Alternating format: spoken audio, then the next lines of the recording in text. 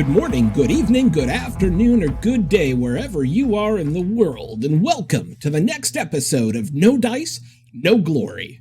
Sponsored by our jobs that actually pay us money, we're coming to you not at all live from an abandoned arms factory deep under a mountain in West Virginia. We are proud to proffer to you the finest in wargaming coverage. Without any further ado, let's get this show on the road.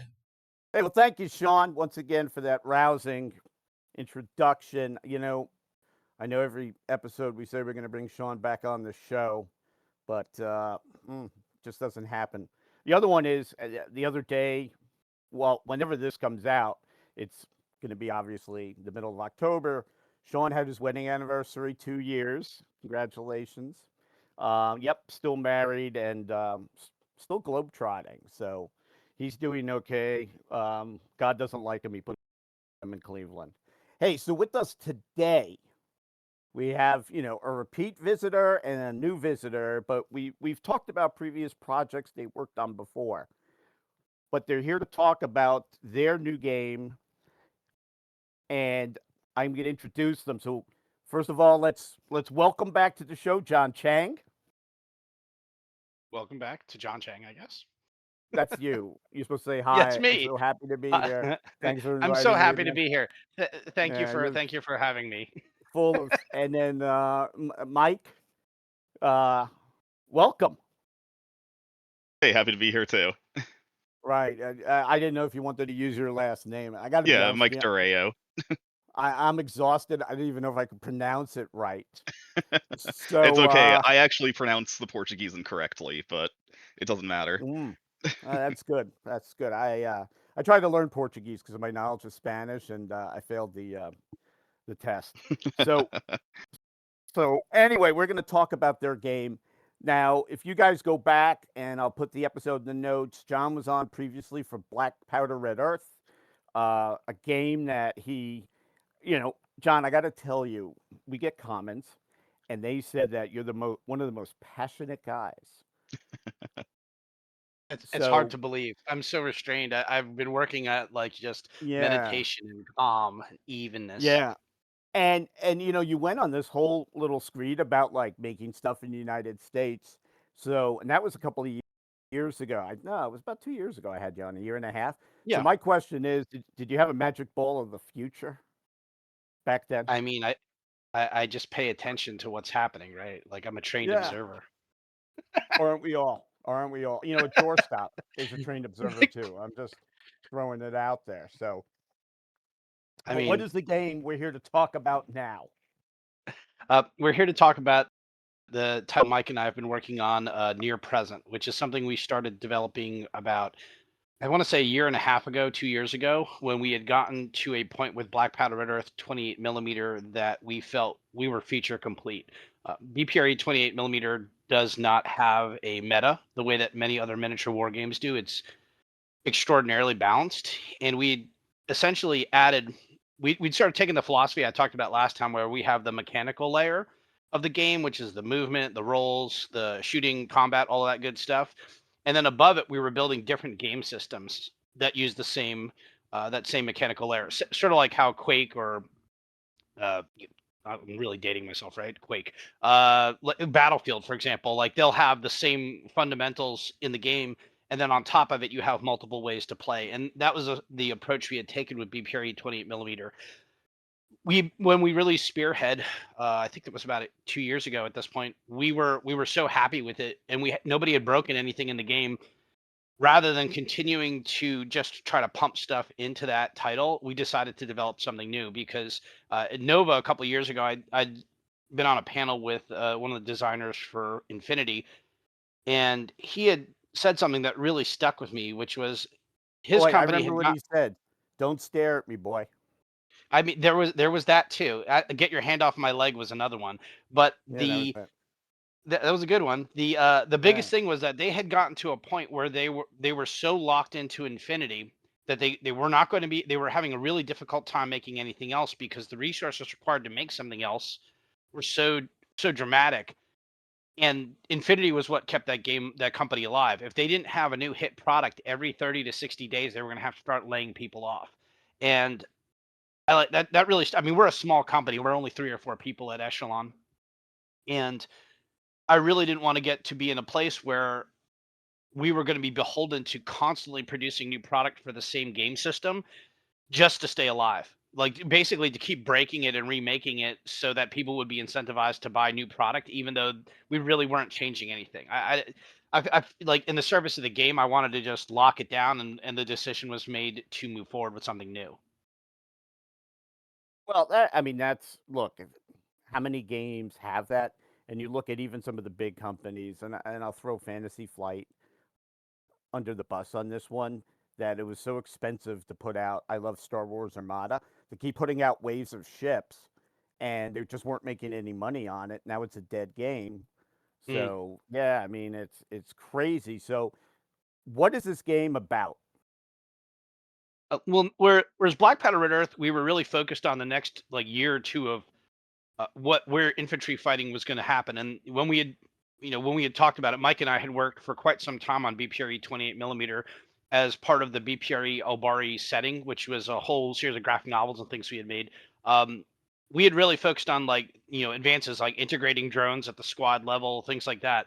Well, for this title, we had attended connections a couple of times, and we were seeing that what most professionals were looking for were they were looking at 20 years out. Like one of my colleagues, August Cole, was developing some stuff for the Marine Corps, and Mm. he was looking at like further horizons than like the next couple of years, trying to imagine what the next conflict would be. And August is probably best known for his book Ghost Fleet.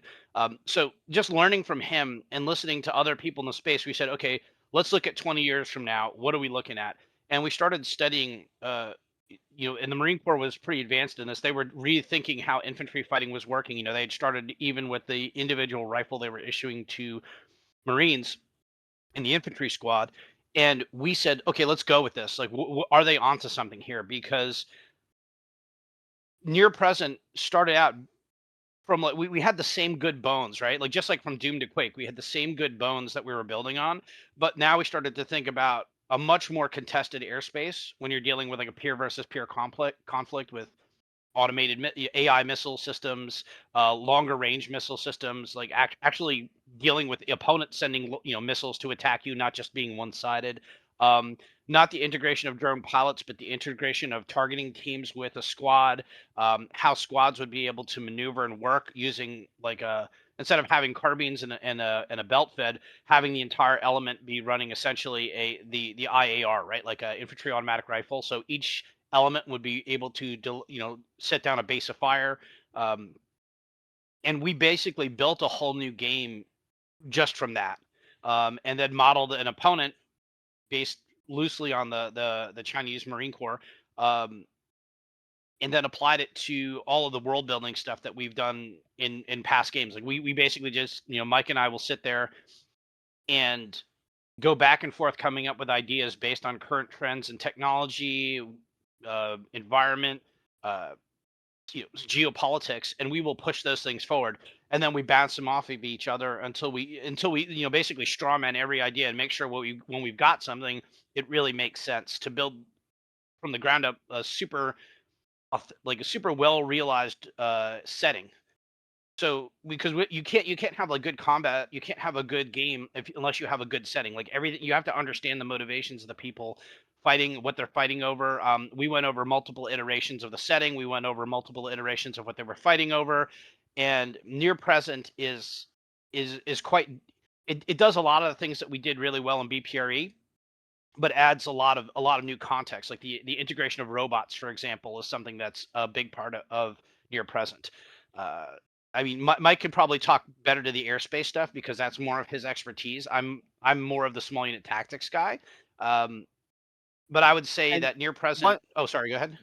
no, I mean one thing to look at. Not that I know much about how the Marine Corps is going to fight in 20 years, but you look at the MLR, and the MLR is not for force on force kinetic fighting.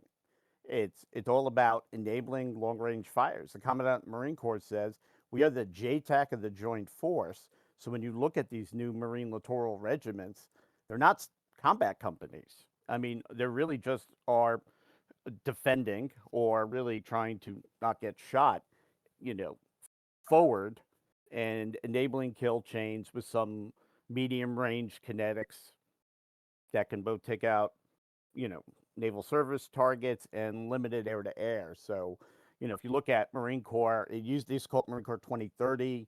Current commandant said, "Don't call it that. It's the new way we're going to fight." So, looking at that, people have to kind of realize that warfare is changing. So, it's kind of interesting that you guys incorporated that into your game.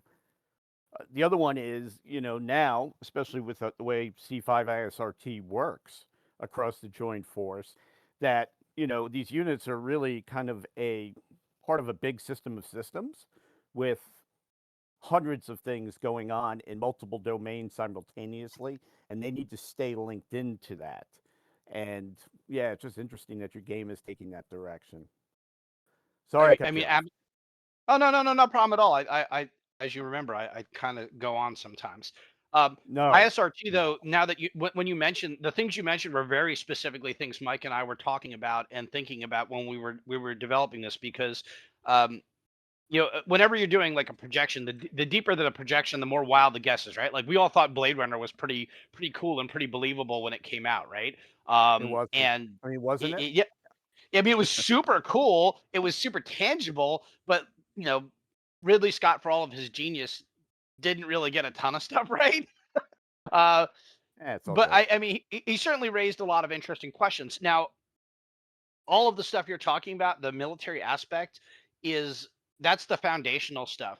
In part of we do have a whole thing we're not really kind of going super deep into, but AI and how, like you were talking about multi-domain, AI is going to be a big part of what happens in near present as a world, because that's another thing we're still I mean, we're planning to soft launch the core rules and a basic game system on November 21st with our first range of models for what we're calling collaborative combat troops, which are robots, right? Like we were calling them something else at one point, and then the Air Force came out with the wingman program. Was a loyal wingman program and collaborative combat aircraft, right? CCAs. Yeah. Yeah. So we basically like, oh well, why are we reinventing the wheel? Just call them CCTs. It makes they're basically a similar concept. And we're going to be soft launching on the 21st, but we have actually quite a bit of world building and additional gameplay mechanics that are going to be rolled out in 2026 with a goal of actually doing a full release at Nova in 2026. Nova's kind of been a home base for us, and we've had a great relationship there. We have a lot of players in the area because a lot of our players tend to work in that area. But all of this stuff, all of the AI stuff, I mean, this is all happening at the tactical level. The idea of like being able to deal with like coordinating these multi-domain actions simultaneously at a squad or a platoon level is what we're thinking about. And another big concept of what we're thinking about is scarcity in our world, because world premiere this concept here. Mike alluded to a massive naval battle that takes place before our game does.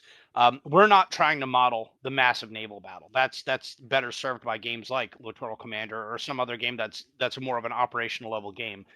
We're very Commander. focused. Never heard of that one. Never. No, it's an Yeah. obscure game by some guy from DC with a mustache. He, He's when I saw him last when he picked up his dog, he shaved it. It looks so weird. Oh my God, he looks like a child probably. He is a child. The with near present, we're continuing to we're keeping the story on the tactical level, right? Like I think that's what our players want, the BPRE players, and I think that for the kind of gameplay we're making, that miniature wargaming, it's probably the most compelling, because the abstraction is really easy to understand. That was a thing with BPRE, making sure the game was really quick to learn and very natural to play. Not a lot of friction in the rules. All the friction should be between the players. That's all been carried forward to this title, but now you have different things to think about. And after the 72-hour war happens, I don't know what you'd call it, like a peer conflict in the Indo-Pacific. In the aftermath of that conflict, not a lot of things have survived. So what is left, the infrastructure that remains, is very precious. which is why you actually have infantry teams conducting these kind of operations that we're depicting, because it's no longer in anybody's interest to just shoot a bunch of missiles at a port and make it unusable. If that port goes away, if that shipbuilding yard goes away, if that piece of key infrastructure is destroyed, it could take years to remake it. And in the world after a near peer conflict, a lot of the infrastructure to even make those things is significantly degraded. So something that might take like 12 months to make now or 24 months could take anywhere up to like 5 or 6 years to remake in this future. So limited, even though there's an overwhelming amount of firepower available, there's a real need to not go big every time you need to take to seize territory or to try to improve your influence in area or to degrade an opponent's influence in an area. It's not always going to be the right answer to just flood the zone with missiles and, like, high five each other and start playing, into the danger zone. That's not how it's going to go. And I mean, from my perspective, I also owe a lot of that to playing a lot more of Miyazaki's games from Software, and noticing that, like, pretty much every game he makes is set after a massive calamity or a big conflict, and you as the player are sort of picking through the remains of that and trying to rebuild or figure out even what happened to begin with. And there's definitely going to be a layer of that in the storytelling for near present, because we also have, in addition to the game, we have a whole new graphic novel series coming out as well. So, but I've talked a lot. The art of that.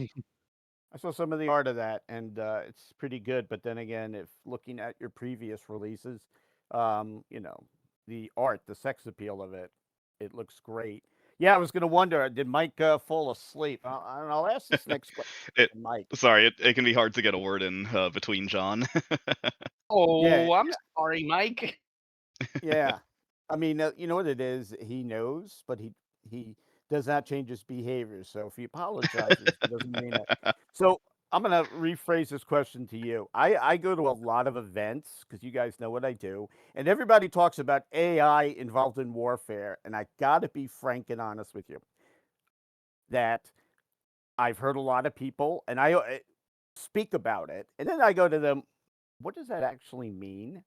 And I've never heard the I'm going to say a good answer, but read that as I've never heard the correct answer. That I think right now, when you look within this is actual military operations, I think that it's the new hotness, but very few people know how to implement it, how it's going to work, and how it's going to aid us in the future. So, how is the game representing that? Mike is like, damn it. Yeah, Mike, So in the do you case, want to take this one?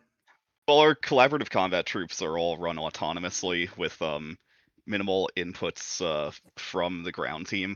The reason being, in tested EM environment, that your ability to communicate is limited to, very very like low side lobe emissions, direct line of sight stuff.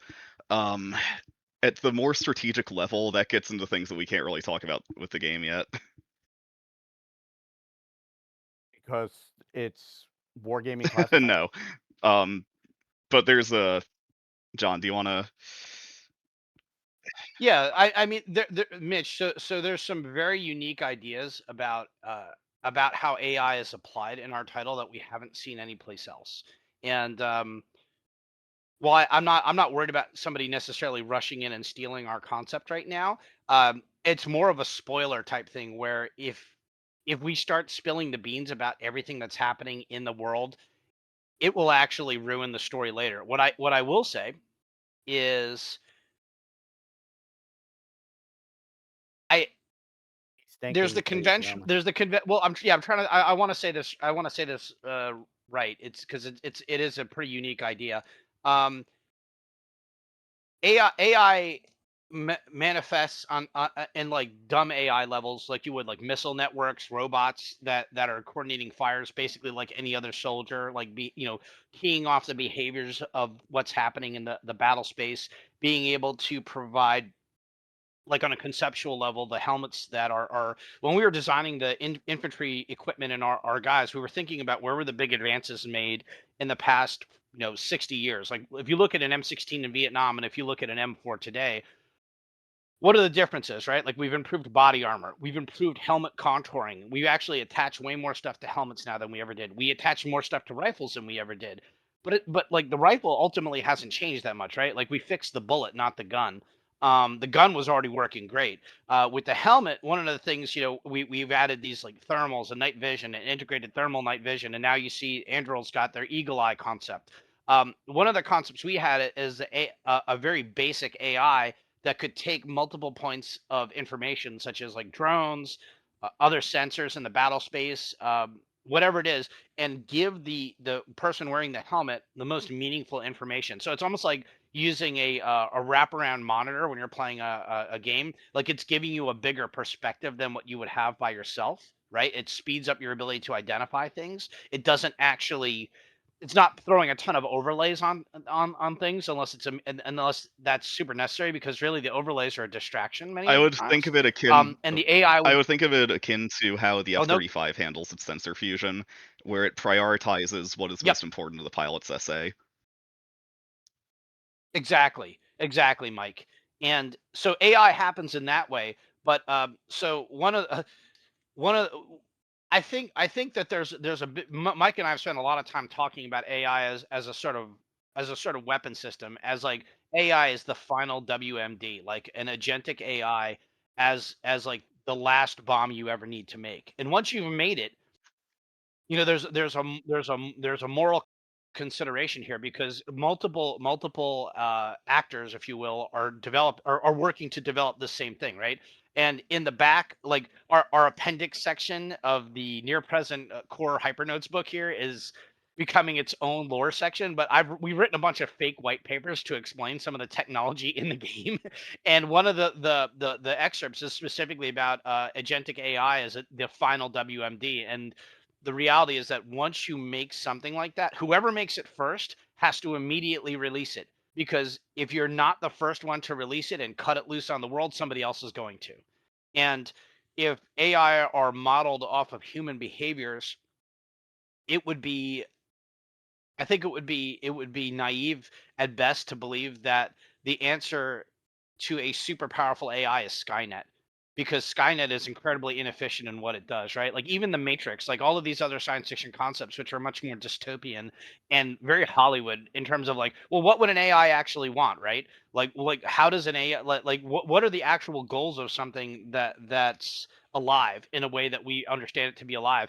And I think that Ghost in the Shell, the Masame Shiro work, probably got it closer to what I think it's going to look like. So you have, we were talking about multi-domain operations and like being able to control all these domains simultaneously while an operation is happening. You're going to see AI play into that a lot more in the entire world of near present versus what you've seen in any other game, or really, to my knowledge, any other thought piece about AI in the future. Yeah, I mean, And I briefly want to push back on the F-35 analogy. So when Oh you boy. look at, yeah, because Mike's gonna he's gonna shoot me. I would say that, in my opinion, once again, my opinion, it's not the world's best example, because what it's taking is you set the parameters for your threats or what information you need to create your situational awareness decision space, to create your OODA loop. But in the end, all it's doing is it's putting the good stuff on top. It is still human decision making at the end. I think that in order to synthesize, and if you look at the old TC-PED process, that I think it speeds that up, but in a way, you don't need a robust AI to do it. And you look at what the F-35 pilot needs to know. At that point, it's like, I need to know this. All I need is a priorities chart, and that it's very limited AI. I would still say that it's if the engine that it was going into would then make the final decision, then I would say that's a truer manifestation of how AI should work. And I think that's a problem right now. I'm gonna slam that at you guys, the DoD, where, well, it tells me what to do next. Well, wouldn't it be faster if it did it for you? Right. Oh no, that's a paradigm they don't want to go through right now. I think there's a bit of a problem Okay. in the kind of new defense tech industry too, where a lot of these guys underestimate the technology that has been out there since the 70s and 80s. I mean, a lot of the things that Yeah. you see guys talk about as being revolutionary in terms of like classifying threats and working off of threat libraries is something that missiles have been doing autonomously since, like I said, the 1970s. Yeah, you look at like the SSN-19 shipwreck, where it would autonomously form formations of missiles that are data linked. They would occasionally pop up to get sensor pictures. They would integrate their own radar with ESM to be able to identify NATO ship classes and sort them to prioritize how many missiles go onto each one. And, obviously you can infer that modern US missiles do that and much more. And when you see some of the guys that are all about drones and AI talking, they don't realize the kind of stuff we've been doing for a very long time. Yeah. And yeah, you bring that up very it's a good point. And usually when I sit down with people and they explain to me about AI, I go, really all you're doing is you're taking a menu of a restaurant that's very big, and all you're doing are giving me the choices of stuff I like to eat, which to me is it, it's truncated. It's not really what AI should be doing Yeah. for us to harness it, So, and we can't go much more in the F-35 program. Some of those guys get really. I know a lot of those cats. They get very upset, and got it. But the other one too is, and you guys were at Connections. Did you listen to that guy that spoke about the use of drones in Ukraine? Yes. I felt that it was misguided and irrelevant to that audience. And I'll explain why, because I know you're going to put things like that into your game. We've been using small drones, all this stuff for years. This really not new technology, but people are seeing what's going on in Ukraine and thinking, well, that's how future warfare is going to go. No, that's how future warfare is going to go when you have a stalemate between two forces that they cannot break the stalemate because they cannot get mass and they cannot maneuver. People like, well, the U.S. we'll leverage them. We'll most certainly leverage them, to increase ISR, maybe get some kinetic kills, but we've built a maneuver force, and think about that maneuver force within the paradigm of Ukraine. How are you guys handling UASs, UAVs, or UUVs within your game? So our world building is meant to create a scenario that's kind of similar to Ukraine in that you have smaller forces that don't necessarily have, omnipresent access to airborne fires or over the horizon fires from ships.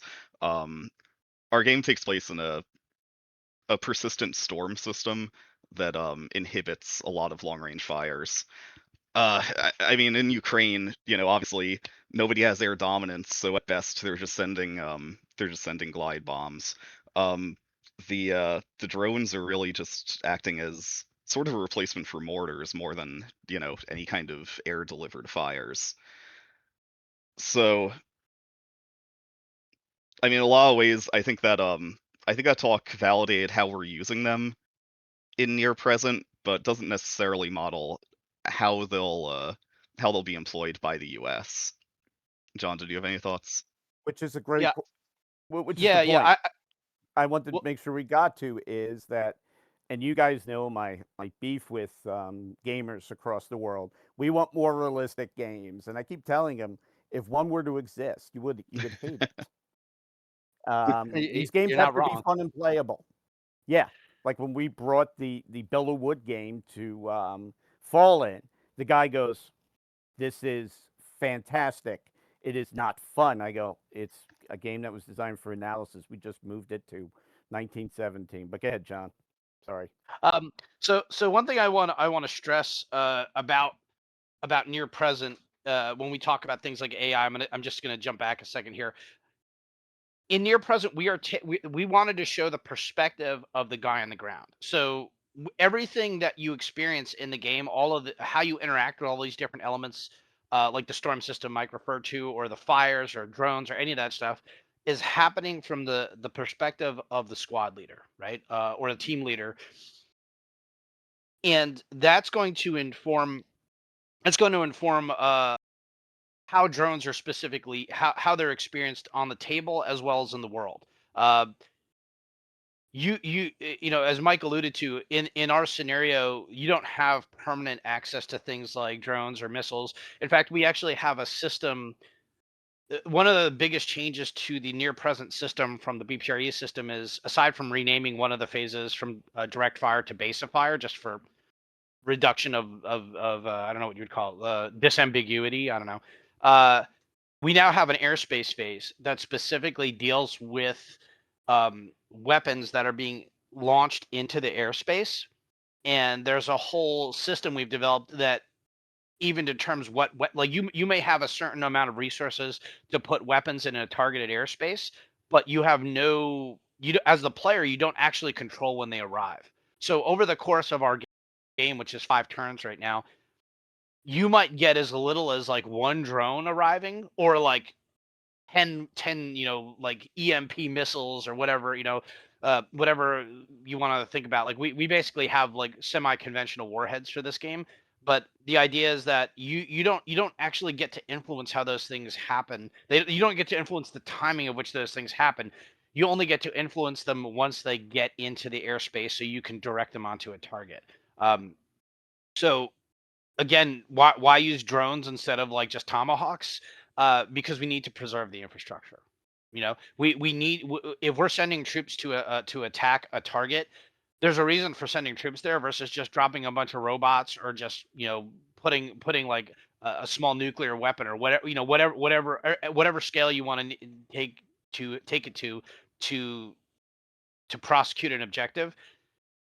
We're dealing specifically with the infantry prosecution of targets, which, just like a hostage rescue, like, hey, there's a reason we've sent guys to do this. We're not just blowing it up. There's got to be a reason for us to actually put human beings on a target and then try to take control of it. Now, some of that is actually influenced by work we've been doing on a white paper that we've been slowly developing on the Arctic, and like specifically strategy around the U.S. and Greenland, which actually came from the research we were doing on this game originally, and now has become its own project. And one of the key things in the Arctic is there is a scarcity of actual infrastructure to take advantage of. So, if there was to be a conflict, if there was to be some kind of conflict in the Arctic, the solution is probably not going to be just blow up everybody's infrastructure, because then no one will be able to access the Arctic, right? Even whether it's got ice or it doesn't have ice almost doesn't matter at that point, because there's nothing there, like there's no ports for ships to dock at. There's no ship. There's no, like, if the ships are all gone, well, then there's no. It takes. I mean, we just signed a contract with Finland to make some Coast Guard cutters, and I think the first 3 ships are at least 3 or 4 years away from being delivered, if I'm not mistaken. So there's a huge time scale and a cost for actually destroying something, that we wanted to keep the scale at that sort of dual edge of, like, you can't just flatten an area, you actually have to seize it. And that provides utility in terms of training, like actually seizing infrastructure. Like, that's a whole process of like tactics, and you can play out the concept of what's essentially a NATO doctrine rifle squad versus I don't want to call it a Marine Corps, because we've taken liberties here, but like a more futuristic, or an alternative organization for an assault force, right? Like, we based it off of Force Recon specifically for our game, but all of that stuff with the integration with drones and those ideas. The drones are just a tool, right? Like, they're not the primary mechanism. The game is not about drones. The game and the application of drones are just another part of that multi-domain fight that's happening at the squad and platoon level in our game. So let's go back to the basics, because I think a lot of folks, if we haven't lost them yet, they're like, Oh "Well, tell God. me about the game, man." Yeah, yeah. People don't come here. Believe it or not, War College says that you can't listen to the podcast and substitute. So looking at the game, what are we looking at right now? From what I'm hearing, is you really kind of have squads, kind of that Teams, low yes. teams, low model count, and that the. It seems like you once again have that because you're not having historical factions in this Correct. world, which I think is amazing. That players have to build their own squads, maybe put some, asymmetric, like a meta with their forces in the game, and then they go after each other in a 5-turn game. Kind of, if is there any way you can kind of elaborate, pull that out? What's the experience that the gamer's going to get out of this game that is different than even BPRE and other games that cover modern tactical combat?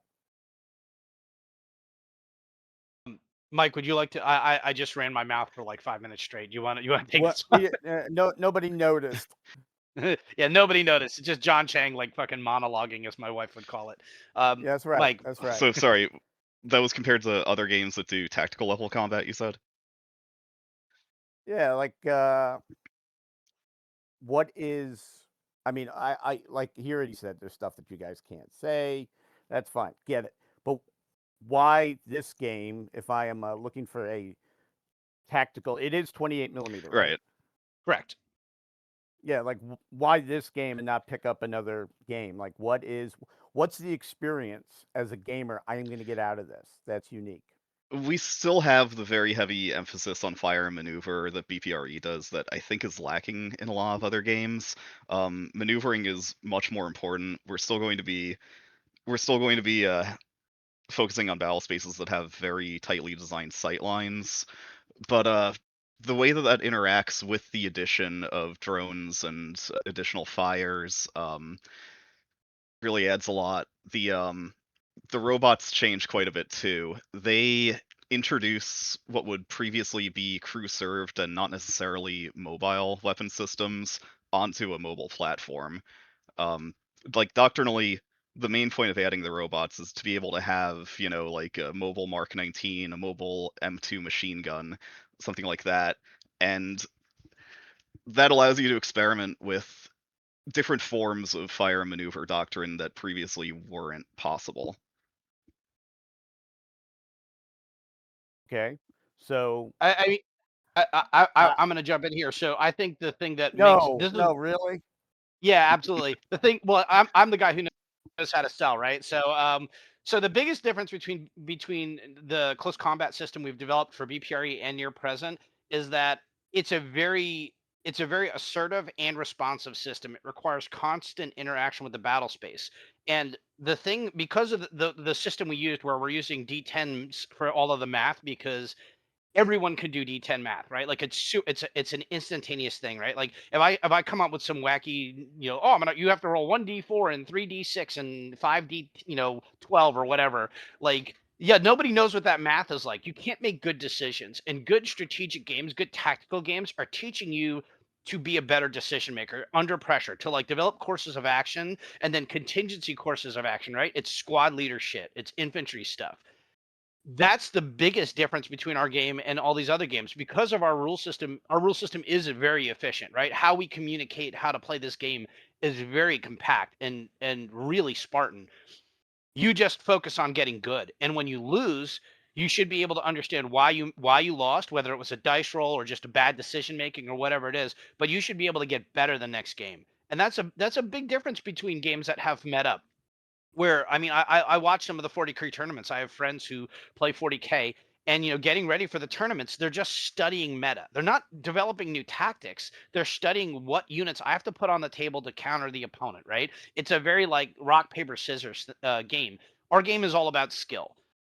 Near present just continues that. Right? Mike was talking about how we have fire and maneuver. Yeah, but it's fire and maneuver in multiple dimensions. It always has been. Now, by adding the airspace phase, that dimension is far more cemented in terms of how do you play? How are you thinking about all these different things happening at once, right? Like driving a car is a complicated job, but it's really not, right? Once you're good at driving a car, you can basically operate a car, turn signals, gas, brakes, whatever, right? Like it's not that hard. Maybe parallel parking gets a little tricky for some people, But like infantry stuff is the same thing, right? Like if you go through the Marine Corps or the Army manuals, it's really not super sophisticated, but it requires a lot of practice to do it well. And that's what our game does that other games don't do. You can play our game, and I mean, and again, the same reason the Marine Corps went to a singular weapon system that where every Marine is able to use, basically create a base of fire. Like I talked to a Force Recon NCO yesterday, and we were talking about this. We were specifically saying 4 Marines with IARs can create a more sustained and meaningful base of fire than one guy with a belt fed and another element maneuvering around them. No, now we have 3 elements that are constantly able to base of fire while the other 2 move. And by the time the first base of fire is ready to, reload or begin their movement, somebody else has already picked up that base of fire. It's an unrelenting, like it's just like fighting people with like with your hands. Like when I was trained to fight with people with my hands, it's always take space, never give up space, right? Like that's why I was always taught, like if you're kicking, follow through the kick. Don't recover to your previous position. Take the space. Don't let the opponent get their upper hand. Don't let them get good. Don't let them do what they're good at, right? It's always my turn. And that's what the close combat system Mike and I developed really does. If you are aggressive, if you are violent, like if your decisions are good, you will win. And your opponent's only option to that is to be more violent than you, to make more aggressive decisions. And I know you've seen our demo at the shows.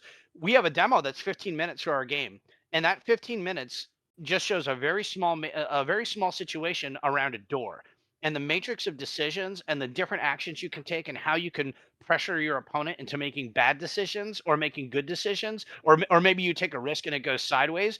That's all encapsulated in that like little 15-minute demo. And it's why people I think have consistently come back to BPRE, and why when they get into it, there's really nothing else that's as responsive or assertive as BPRE in terms of a tactical war game. I don't want to sound like I'm picking on you guys, but you said something interesting, that you will get better at it. You look at a game, a stochastic game, that essentially it's not a free world sandbox. The game has rules, and the game has a process and procedure. And you look at, when you talk about andragogy, how adults learn, is it just law of repetition, law of primacy, law of recency? Like, how are you getting the individuals to learn and get better? I would say that almost every game has a little bit of that you guys are maybe putting it more up front.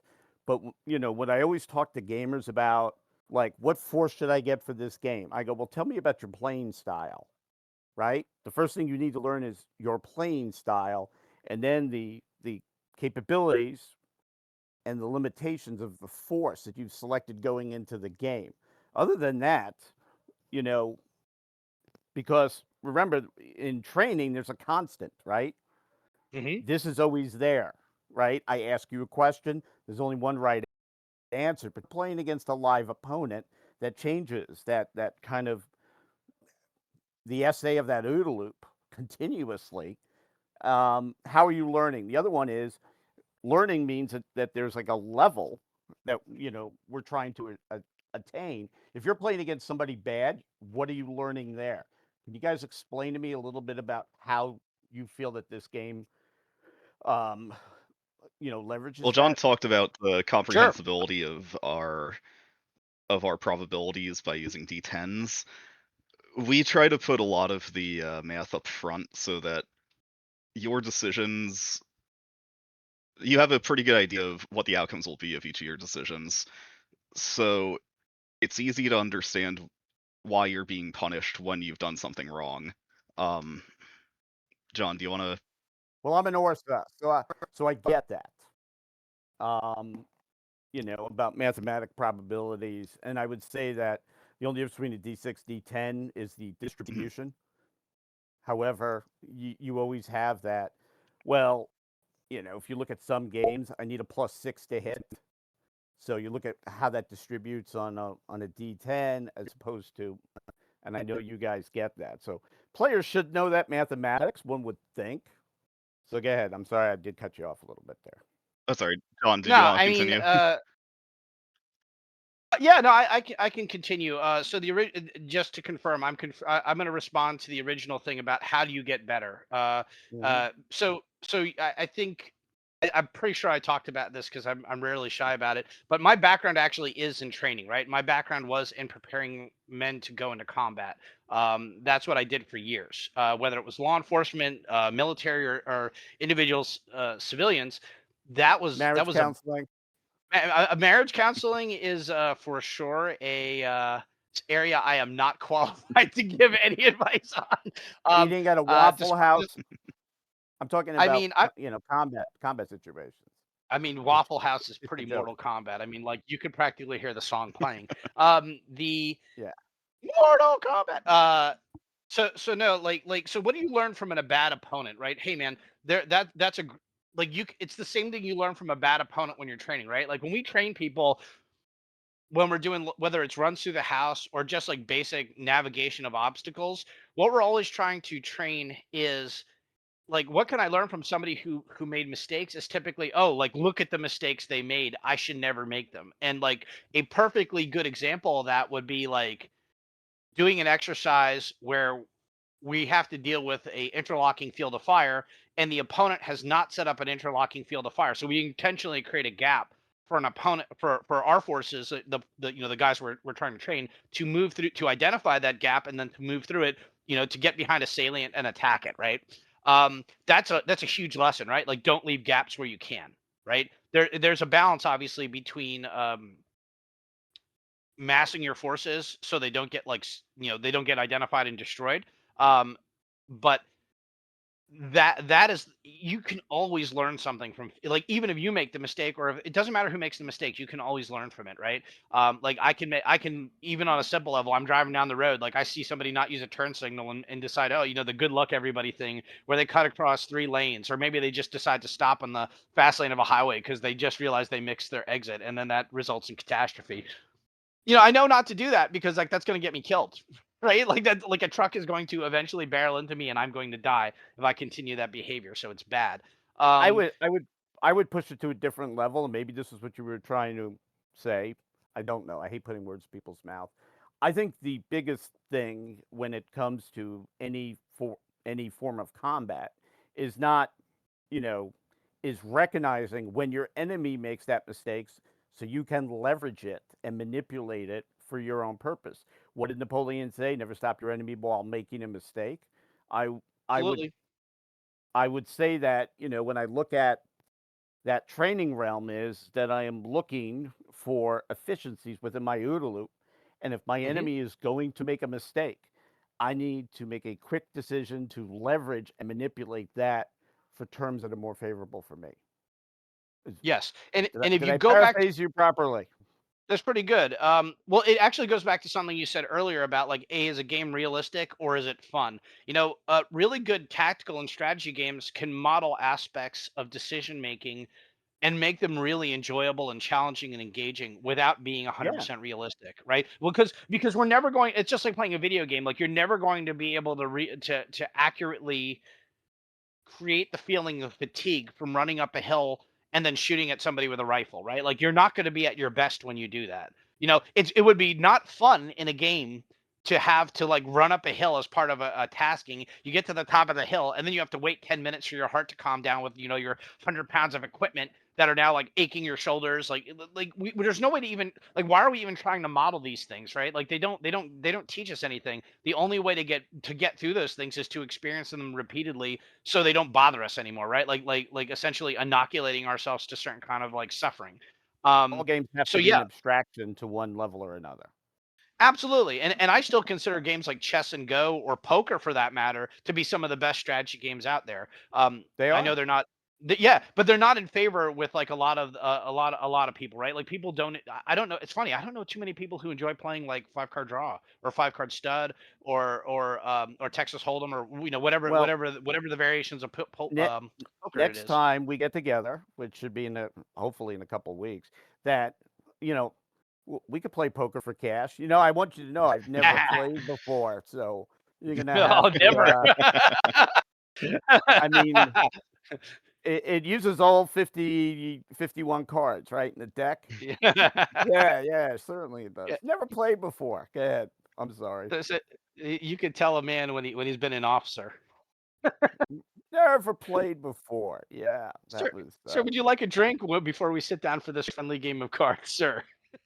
Yeah, yeah. I'm Um, sorry, but no, it's all good. No, I mean, you're not wrong though. Like sometimes we get wrapped up in the language. Sometimes you get wrapped up in what we're trying to do. I mean, goal wise, the thing that we're always aiming for with these games is to create something that when players, I should say, are actually enjoying it, they are actually developing their critical thinking skills, right? Like they're actually able to see things better. And this goes to something we said a couple years ago at, I think it was at Connections. The reason that we make a 28 millimeter game now versus a video game is not just the cost of making the video game, but there's a tangibility and a more direct practical experience you get from manipulating something on a table than you will from watching something get blown up on a screen. yeah, that was. I remember us having that conversation, and I guess asked that all the time. Well, hey, you guys aren't going to be using maps and pieces, and I go, yeah, there's a certain bit of intellectual manipulation I can do by a bunch of people standing around a map that I will never get with them in front of a computer. But yeah, Yeah. I remember No, that. yeah. I mean, Mike has developed a number of other titles that are outside this close combat arena. Specifically, Mike's. I don't want to speak for Mike too much, but his passion is far more in the aerospace realm than it You've been is. doing a good job so far. So Listen, every man gets a vote. yeah, yeah, I hear you. I hear you. But no, but Mike's passion has been more aerospace than this, and like you can see if you go down the rabbit holes of some of the other things Mike is making, um, he's got the same like level of detail. He's got the same deep thinking. He's got the same decision making happening in his games because at a certain level, one of the things that I think our design team does really well is make experiences that challenge you to get better. Like if you can't improve at something, like what's the point of doing it? Like are you just I mean at a certain point you peak and you're just maintaining a skill. But I feel like there's always something to be learned. There's always a little efficiency to be gained. And what you were talking about being able to exploit the opponent's OODA loop, yeah, absolutely, right? Like that, it doesn't matter what game it is, right? Whether you're playing a tabletop game or first person shooter or strategy game, or you're playing like soccer or whatever it is, anything where you are opposed, there's going to be holes in what you're doing, and there's going to be holes in what they're doing because it's impossible to maintain a 24/7, 360 like bulletproof protection for your ideas, right? Like they always have to be challenged in some way. And whether it's positioning pieces on a table or how you're going to move a ball down a field, it doesn't matter. It's the same thing, right? Life, And as and we and see it, fundamentally, is inherently flawed with the biases that we carry with us as well. So I absolutely. mean, in games in some way, I would say represent that. I would say some of the folks that you hate playing against because they think, they're using the game to substitute for something that they always wanted to do in real life. And when they don't play well, it, yeah, you understand that line of thinking. I would say that do I Oh, play games, and this is just me personally, to get better at it? I pu- may I don't think so. So as we go out and market this, and I say we because I want to help you guys because I'm big fans. Like, how do we market the fun aspect of this game to folks? Like, is it the fast pace, the fun? Like, because I think I don't want everybody to have to hit stop, go back and listen to the BPRE, but like looking at this game, and I've seen you demo the game. And one day, and this is not a mark on you guys, I want to see two people with you two guys not there to kind of see that interchange and how they play the game. One day I'll do that, and look at like why is this fun for them? What are they getting out of it for a fun gaming experience? Um, you guys have demoed the game a lot, and you've watched people play. What do you guys feel that your players have gotten the most fun out of? Mike. You want to go first? Okay, sure. I'll go first. See, I am trying to give him an opportunity to speak, Mitch. It's not just me like steamrolling. I Okay? really was. I was getting ready for you to say fun. We don't play for fun. It's not t-ball. No, It ain't no. t-ball. Honestly, like, so what I've seen people get out of this game is a lot of what I've already said. It's a game where you really get to play your opponent, right? It's a game where it's your skill versus somebody else, and because of that, you are far more engaged in the game. And I think that without trying to throw any other titles under the bus, because I honestly I don't play a lot of other games anymore. Because you're so engaged and you're so locked in, and it requires concentration, it requires thinking deeper into the game than just like the next turn, or like, oh, I'm just going to throw a bunch of dice and see what happens. That is such an atypical experience, especially in the realm of something so unforgiving. I'll give you an example. One of the I used to enjoy strategy games on computers a lot, but I don't play them as much anymore, because now, rather than being at 15 or 20 minutes to get through a mission or a level, it's closer to multiple hours. And really, I don't have the time to sit in front of something for multiple hours and like hash it out, only to like lose at the last second and be like, really, I just spent 3 hours, and like this is going to cost me the game, because especially with computer games, they'll do something cheap at the last moment to like disrupt your plan. Versus a game like this, where I can sit down in 25 minutes to 40 minutes and I have a full comprehensive experience. I have a full story that's playing out on the table, right? Like a life and death battle between these mercenaries from that are basically gray zone actors for two different nation states. There's just something so compelling about that. I mean, on a fundamental level, I've always personally enjoyed playing like like little green men, right? Like little soldiers, toy soldiers. And this is just an extension of that, right? This is bringing what you love to do as a kid together with like how you can like learn as a person, and learn the best kind of learning, the best kind of growth happens without you knowing about it, right? Like the best kind of growth is like watching a film that's like thought provoking, and like, oh, I now see something differently, or it sticks with me for a month or a week or whatever. The games are the same thing. Like I've had games of VPRE, and I've seen people play games of VPRE where the guys will talk about it for a week or two later, because it came down, because the balance is so tight in the game that it can literally come down to one or two pieces on the table. Like I specifically, everybody remembers the first time they think they're so clever and they play the game and they array all their forces and they do something super carefully, and then the opponent like plies out of a corner, sends a drone strike, and kills like 80% of their force before in the first action of the first turn, because they weren't wired in, right? Like I always remember the first time I played Kingsfield for the first time, and I took a step forward and fell to my death because I didn't realize I was starting on the edge of a Every cliff. time Like every time we're at a convention, we run games, typically like 4 to 8 games at a time. And it's always interesting to watch, because even the more experienced players tend to run into things that they haven't encountered before in terms of tactical challenges. And it's not like 40K where someone just rules lawyers the ability to do something. Because of how we've tightly designed the sight lines and the phasing system, just off of relatively simple core rules, people are able to present spatial challenges that are always unique. That's a good answer. They're all good answers. They're all good answers. So looking, I mean, it.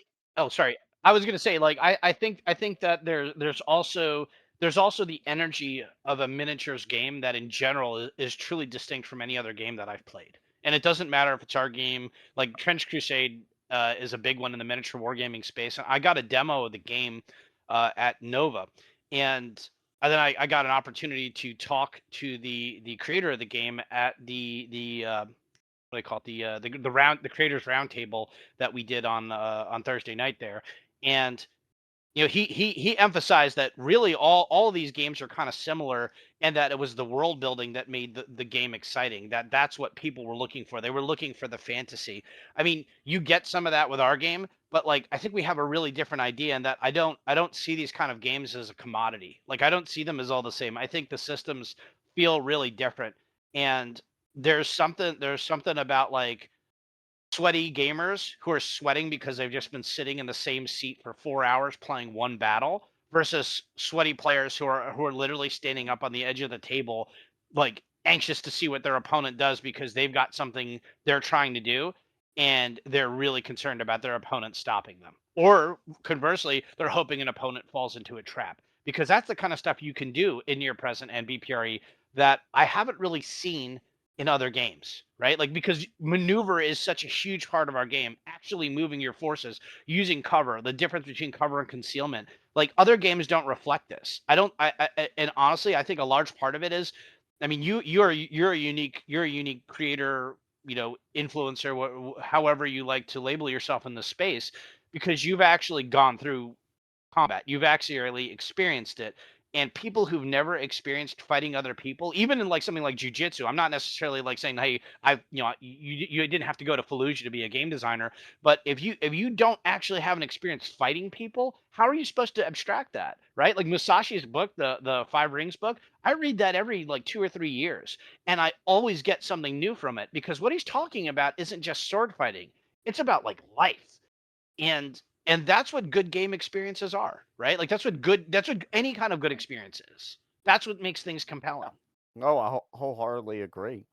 I ask a lot of those fun questions because if you look at, and I think we're going to see a refraction of the game community in the next few years as far as available titles for obvious reasons. But like, all these Mm-hmm. games are competing against other games.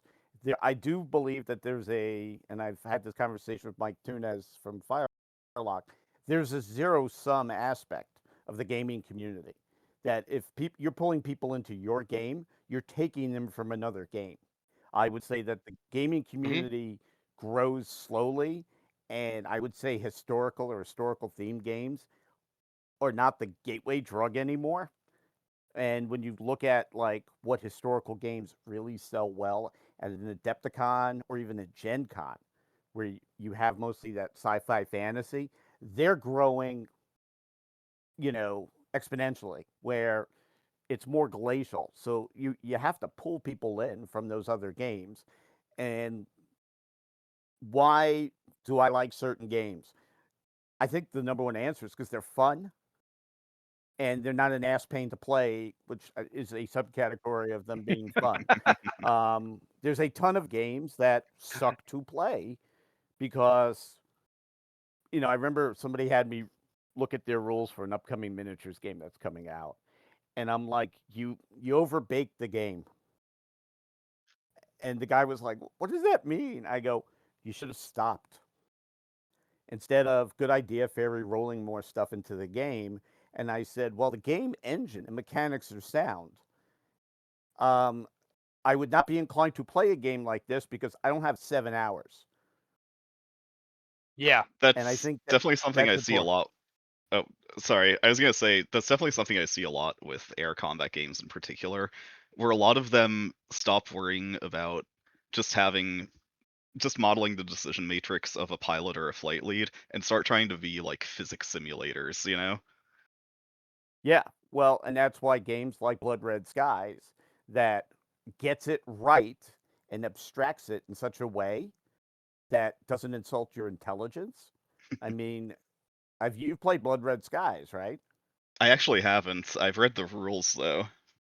Yeah, it's very easy to play, and believe it or not, in the game, a Spitfire acts like a Spitfire, and a Messerschmitt acts like a Messerschmitt, and it comes down to these quick decision loops that the players have to make. You could go back years ago. We did the interview when that game was coming out, and I remember asking, "Why do you guys think that you're going to get it right when all these other games have gotten it so wrong for so many years?" And when I played the game at, was it 2018? It wasn't out yet, at Gen Con. I said, 6 pages of rules, but they got it right. You know, they got it right enough to where it's a fun game to play, and it could say, hey, it shows you not all aircraft are created the same. I think it's a great game, Mm-hmm. and you think it's bad in aviation games? Try looking at naval games. Oh god. Um, No, that's outside my pay grade, sir. yeah, because I still remember it was like a Fallen or one of the smaller HMGS. Hey, because they all know I love playing with naval engagement, especially battleships. Hey, we're doing Midway tonight, and I'm like, I have a game. What time do you start? 7. Great, because I have a game at 9. No, we start at 7. We usually finish the next morning, and I think it was like, My yeah, God. and I think it was like 10 o'clock, and the two fleets haven't even fucking found each other yet. And I'm like, I'm falling asleep, but these guys, like, I knew they weren't having a good time. They pretended like they were. And I said, hey, I know how this turns out in real life. I got to get some sleep because I did nothing. There was nothing to do, but like we call them rivet counters, and they ruin that. So, and that's Personally, hey, I've always preferred the foamer nomenclature, if you're familiar with that. Bomer. Yeah, it's so it comes from originally railroad people talking about the people that are obsessed with trains because they would just stand by the side of the tracks, like mouth agape. Yeah, yeah, We actually had a guy at Historicon's a funny one because we started we actually had a pretty good run at Historicon. We were there for a number of years. We didn't attend this past year.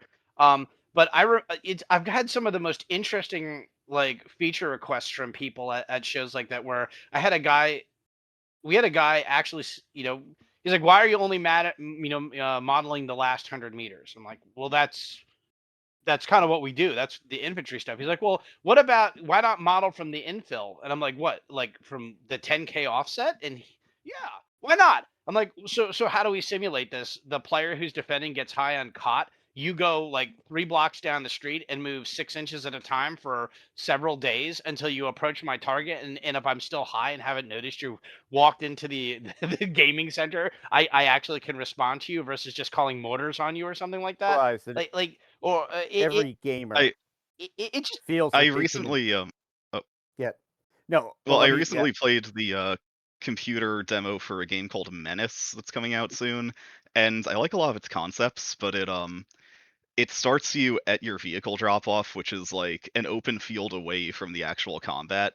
And so at best it's a turn or two of just walking towards where the action happens, and at worst right. it's you advancing with absolutely no concealment or cover. Well, I mean, it's every gamer feels that they can design a better game than any game they've ever played. It's just but they don't, absolutely. and they feel it that way. The other one is it goes into biases that a lot of people have. They don't understand what abstraction is, and then you get. I always find it funny, but you'll have and somebody argued with this me when Team Yankee came out, and the guy was like a tanker in Germany for 2 years. He was a tank driver of M60s, and he was explaining how the game gets it wrong. And I'm like, yeah, but like you already put a fallacy in your argument. It's a game. It's not accurate. Well, that's why I won't ever play it. I go, well, then you'll be missed. You know, it's, I, it's, Every night you'll cry yourself to sleep thinking about this guy. Man, the game would have been so much better if we could have just had this yeah, one dude who served at the folder yeah. shop. And actually, he said he did, and I'm like, that's great, but it's a game, and there has to be a common language within a game, right? That gamers understand, so you You're can not wrong. grow that community. And it's interesting when it's funny when you see big tournaments and you have groups of people that play at their local stores. They all play the game wrong, but they play it wrong the same way. It's kind of funny. But I mean, it's you know, once again, it's people end up buying games that they hate anyway. So maybe we're in luck. And but yeah, I've seen when you guys give demos of obviously look, the DNA of this upcoming game is most certainly with BPRE, and as I've said, Hmm. that DNA of every game you've ever played is in your next design. whether or not you liked the game or hated it, there's some DNA there. That it seems like people are engaged, having a good time. The other one is I look at the demographics of who sits down at the table, and yeah, it's mostly a lot of young white guys. So watch out with the language around them. Mhm. You know, you should put an all-female fire team in there.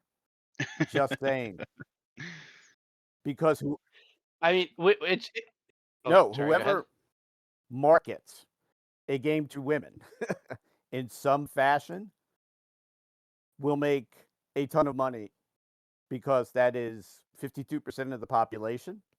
And yeah, Mhm. plus, what guy wouldn't want to get their significant other into their hobby? I mean, I know we actually have a couple of women players. They're all spouses of Eh, veterans or active duty guys, though. So I don't know if that counts into your matrix, but yeah, I mean, like it's funny. Our for BPRE, obviously we don't know the exact details of our demographics because we don't have, we can't like reach out to every single person, but something like 60 to 70% of our players are infantry guys, like whether they're active or they're retired.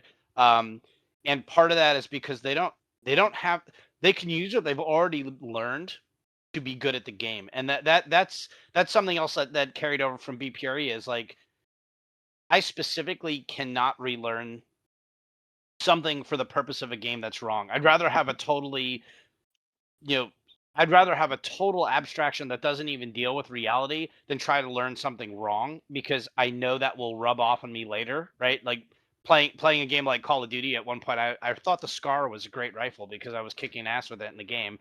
And I had already owned and sold a Scar 308, which was not a bad rifle, but was never going to be the rifle I actually, if I wanted to go to the range or if I wanted to train, the Scar 308 was not the answer. Like it was never the answer. but But I somehow considered like buying another one at but one point. that's like a minor part of game. It's nothing to do with the mechanics.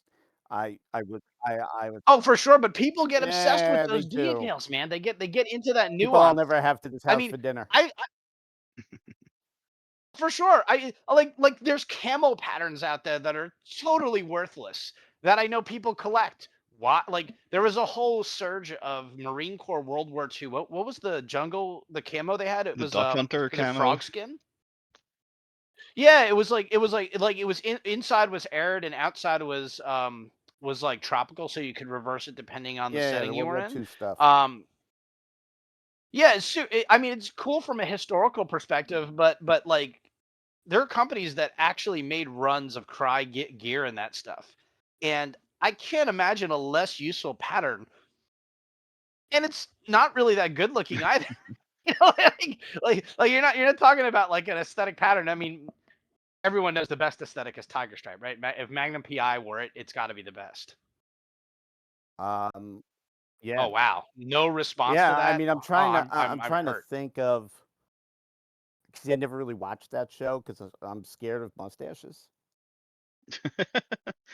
Well, And yet you worked with Bay. more importantly, Virgil Cole wore it. Yeah, I mean, look, Nobody? that's yeah, No, The Flight sorry, of the I don't know who Intruder, that William is. Dafoe's character. yeah. Virtual Oh Cole. yeah, Yeah, that's Virtual right. Cold War. Yeah. Yeah, that's um you know, I would say that some games are wrong on purpose to bring about the playing experience. Some games I think I perceive as being wrong because I don't understand how they exactly abstracted their game. Mm. If that makes any Mhm. sense. It makes Yeah. total sense. Well, I mean, do you remember Twilight 2000 or like Alpha I'm Centauri, looking like at it. how they dealt with I'm hand looking grenades? at I don't do RPGs, but I bought it when it came back out. Oh, see, I had the originals, and that was like I used to play that and like Recon, which was another. That was I think Kevin Siemba. I don't know how to pronounce his last name, but those were like some of the early infantry games. I mean, yes, they were RPGs, but they like I remember Alpha Centauri, or I think it was called Star Frontiers. Actually, now that I think about it, that actually had a map. It was the first one of these games where they actually dealt with like grenades bouncing and things like that. And I didn't know anything about it as a kid, and I thought, wow, it's really complicated. to throw a grenade. I didn't realize it was going to be this sophisticated to like just basically chuck a ball at something, and it's not. They added all of this level of complexity, and I'm not sure why. Like, I'm not sure what they were trying to abstract with their rifle combat versus well, I guess it wasn't FASA, but whoever, versus Dungeons and Dragons combat, which was by comparison quite simple, right? Like, it didn't deal, or the version I played with it did not deal with like actual maneuver around the things you were fighting. It just, it was just sort of like Final Fantasy, where you have your pieces on the board and they attack each other, and the actual range, none of that stuff really mattered. So, or at least the way we played it, it never really mattered. Maybe Yeah, like, when you say something about the scar, some things are put in the game and modified just for balance. yeah, I mean, it's nobody wants to play with that OP, hand cannon, and now games are updated continuously. Every time I sign on to a game, it's, you have to install the 10 updates. But like a lot of it back then was really just done for, simple balance, because the players are getting games broken. Well, even if the game's perfect, they'll say it's broken. But yeah, boy, we have deviated so far from from the game, and I hope we got through to everybody, because, we're coming up on what, about an hour and almost an hour and a half, and we know none of our folks can listen that long. But I'm excited about this new game. Now, that I never owned BPRE. Maybe that will change with the new one, because BPRE was not a cheap game to get into. And correct. is this one going to be a better price point for guys that, are, maybe have drug habits and we have to spend money on other stuff?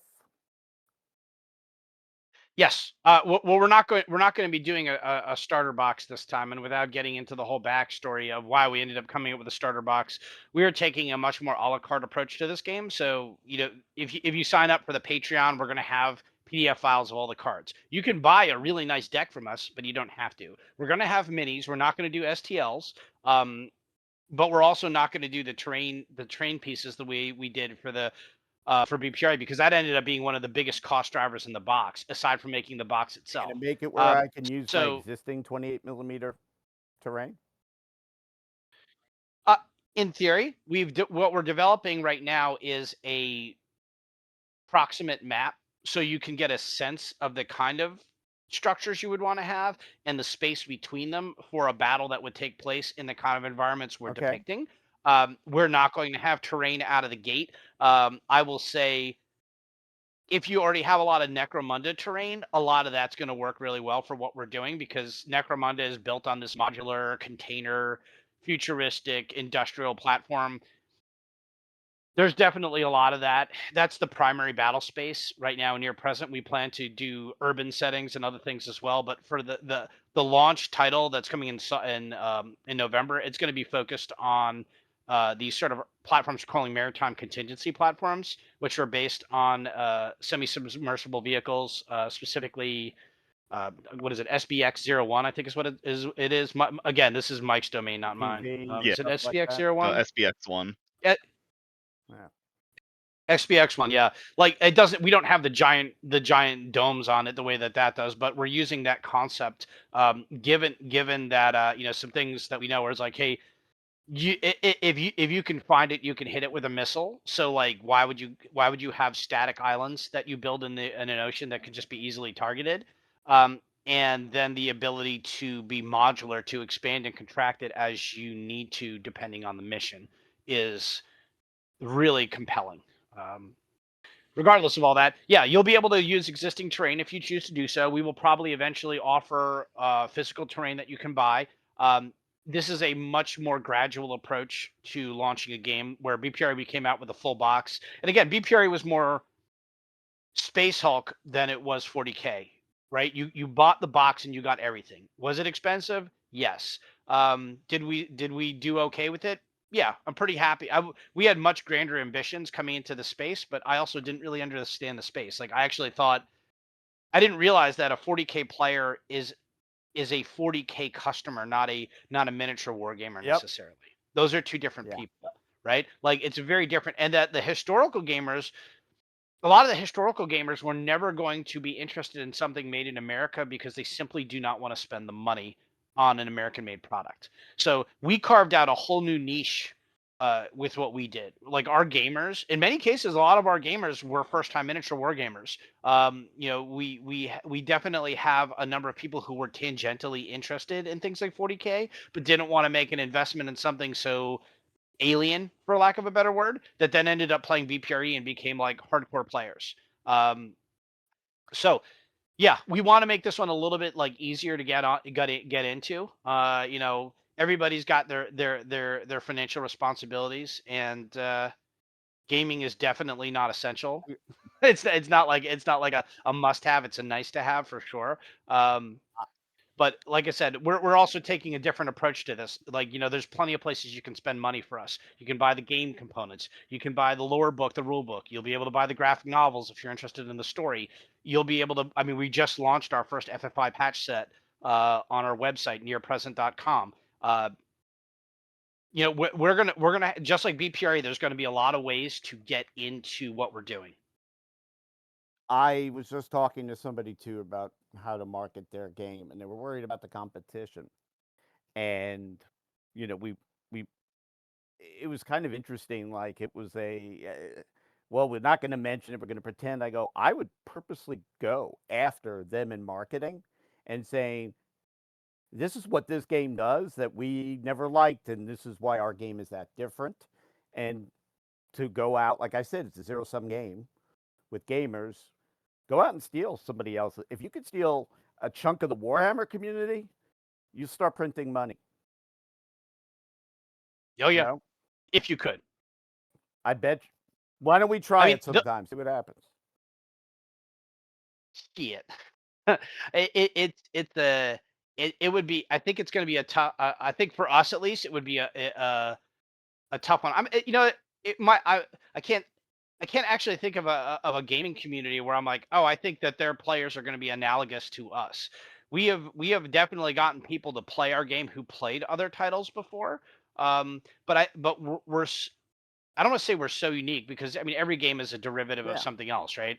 But we're doing something that's got such a different feel, like the tactile feel of it, like the experience of it is so different. Yeah. You know, I mean I think what GW has done was the right way, and it's the one thing that I think that a lot of the other game companies haven't done, which is they don't invest enough in their world. Like they're like there are games that like okay, I can look at the game pieces and I can look at the rules, but what if I don't want to play the game? What's my entry point into your world that maybe even wants to get me to dip my toe in and even try a game? And like that's I think where GW has done. I think we're one of the only companies I've seen that's done that. That's not doing a licensed IP, right? Like because if it's a Star Wars game, that already exists. The game developer didn't have to make it. But for us, the graphic novel is an interesting entry point for people who just want to make, who've never considered building a model kit before, right? Because that's a huge barrier to, that's one of the biggest barriers to entry we see when we talk to new players is, do I have to build it? Can I buy them painted? That's a huge barrier to entry that you can't underestimate. I know. Actually. I know. That's what made X-Wing so popular for so many people.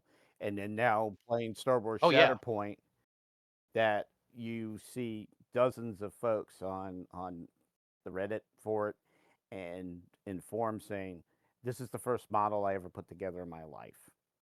And that to me is, well, what's drawing them in? They want to play a Star Wars game.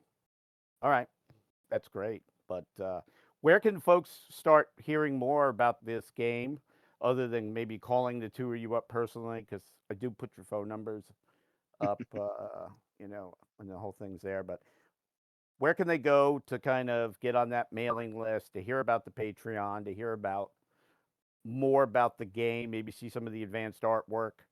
Where can we go? Okay, so there's three destinations right now. There's the Instagram, which is the easiest one, which is underbar near underbar present. And we've done some joint posts with Black Powder Red Earth. So if you're following Black Powder Red Earth, near present is going to be in the very recent history there. We have our website, near-present.com. which right now is just a landing page. We also have a presence on X, which is also I believe it's x.com//near present. We tried to keep it pretty Well, consistent. I even have a better idea. You'll send me all these links so I can put them in the show notes. I mean, absolutely can Yeah. do, man. But yeah, I mean, the short version of all of this stuff is, yeah, there's a lot of stuff online, and the other thing we're doing that's pretty, I think is going to be good for us and for customers is we're not, Black Powder Red Earth isn't going away entirely. We're not like just putting it on the shelf and be like, it was good time. We're going to continue to do things in the BPRE universe. It's just not going to be our focus for a little while. So what we decided to do is make our Patreon, which is Patreon/Black Powder Red Earth, is now going to also have all the near present content. So if you're signed up for the BPRE, you get everything models, basically. Can the models be used for both? Yes, because it's a class-based system. You can definitely proxy. All of our demoing has actually been done with BPRE models just because Kinda they noticed exist that, and we yeah. don't have the prototypes in physical form yet. And it's, I know I asked, but I don't remember if that was clear to everybody. It is 28 mil game. Correct. Okay. 28 millimeter. Which I mean, we'd actually talked about doing a larger format, but everybody seems to want to keep it 28 millimeter. well, for years moderns were 20 millimeter. Yeah, smaller is not the answer though. People seem to want bigger. They're easier to paint. Yeah. Like I think what is Trench Crusade? Is that 32? I think it's 32. 32. Yeah. So I mean, I had actually considered doing that out of the gate, but then the sculptor we're working with, we have completed the work on the models, the first couple models, the CCT models for near present, which will be the first things we release. Speaking to the sculptor on that, he's a new guy we're working with. He was telling me that 28 millimeter as a concept, because when we were initially doing the scale, he wanted to know what was the scale. He said 28 millimeter as a concept really is measured completely differently by different people, right? Like top of the head, the eye line, the chin. 28 millimeter is measured a lot of different ways. It's just about getting it onto a 25 millimeter base is the main thing that he was trying to do. Go to Google. So, yeah. Differences in 28 millimeter, and there's dozens of them.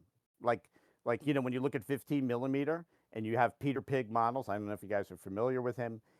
Like he had the oversized hands and heads and the little bodies. It's ridiculous, man. But yeah, I get it. One of the nice things about both BPRE and Near Present is because I got into the hobby with X-Wing, I've always been like very focused on having simple LOS resolution. So we always do LOS based on the base instead of the model itself. So that makes the miniature scale a little less important in the scheme of how it plays. Yeah. Like I was trying to explain to somebody like what scale of ships, because my dreadnoughts are all 1/2400, and for World War II I do 1/6000, and they're like, I like the big ships. I go, yeah, but I don't have a tennis court to play it on. Yeah, I mean, just look at Team Yankee, where it turns into a parking lot with every game. I actually have 3 millimeter scale miniatures for Team Yankee because I like to be able to maneuver. By the Jesus Christ. the Pico armor guys, right? Yeah, exactly. Yeah, and if the modern one I like playing really is Fistful of Toes, but we'll get into that later. I don't want to get What's it called? Fistful of Toes. TOWS, not a TOES, John. Yeah. Oh, okay. I'm like, what the hell is he talking about? Sorry. You got a foot fetish, dude. Get help. I mean, I'm married happily. I'll just Doesn't say mean that. you don't have a foot fetish. He's our own Quentin Tarantino. Oh my God. Oh God. Please no. I don't steal from Chinese films. Yeah. Don't call me a thief. Yeah, we're not gonna. How dare you? We're not gonna go there. But once again, guys, so happy to have you on. I'm excited about this game. We're looking at its soft release is coming up in really like 32 days. Yep. And I this one I may buy.